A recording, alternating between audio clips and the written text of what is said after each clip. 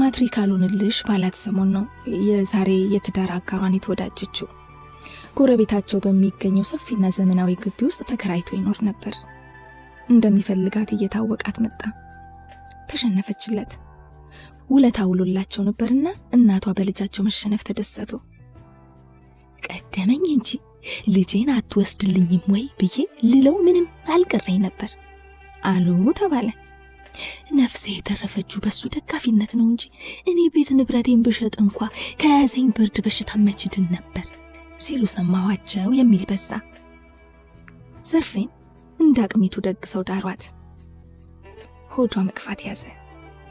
9 ወር እስኪሞላው ድረስ አጠገቡ እያለች ናፍቆት እንቅልፍ ነሳው። እንክብካቤ አበዛባት። ጥያቄዎቿን አሟላላት። ወሬያቸው ሁሉ በቅርቡ ስለሚያስተናግዱት አዲሱ እንግዳ ሆነ። ቀኑ እስኪደርስ ተቻኮሉ። ከልክ ያለፈ የመሰላት የባለቤቷ ደስታ ነፍሷን በሐሴት ወይን አሰከረው። አዲሱ እንግዳ መጣ። በቤታቸው ታላቅ የምስራች ሆነ። በዓለም ተደረገ። ውሎ ሲያድር ግን ልጇ ከሆዷ ሲወጣ አንድ ነገር አየች። ባሏን አጣችው። አጠገቧ እያለ መንፈሱ ራቃት። ድምፁ ከበዳት። አጣችው። የሷ የነበረ እንጂ አሁን የሷ ይሆናል መስልሻላት? እንዲወለድ የናፈቀችው ልጇ ባለቤቷ ይሰጣት የነበረውን ፍቅር ሰረቀባት። ቆይቶ ለዘር ተብሎ እንጂ ፍቅር ገዝቶ እንዳላገባት ገባት። ብቻ መሰላት።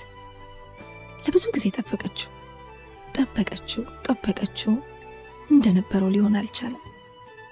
የሚያስፈልጋትን ነገር ስትጠይቀው የብስጭቱ መንስኤ ይሆን ጀመር።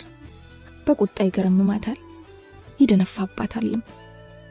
ሕፃኑ ግን አልባሳት በዙለት፣ አሻንጉሊቶች በዙለት፣ ብዙ ነገሮች በዙለት። ዘርፌን ከፋት። መጠቃቷ አንደበቷን ቆለፈው። ካልጠየቋት የማትመልስ ሆነች። ብትመልስም መልሶቿ አጫጭር ሆኑ።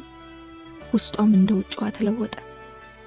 ልጇ ከባለቤቷ ጋር የሚያቀራርባት ድልድይ አልሆነላትም። ድልድዩን ሰብሮ ክፍተት የሚያበጅ እንጂ። ይህን ሁሉ የምታጫውተው ወዳጅ ስላልነበራት ከሰራተኛዋ ጋር ነበር ወግ የምትሰልቀው።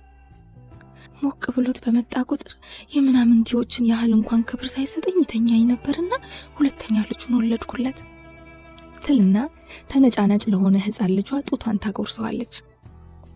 ሕፃኑ 20 ቀን አልሞላውም። የማህፀኗን በር ሾልኮ ከወጣ ምን አለ ውሃ ሆነ በቀረ።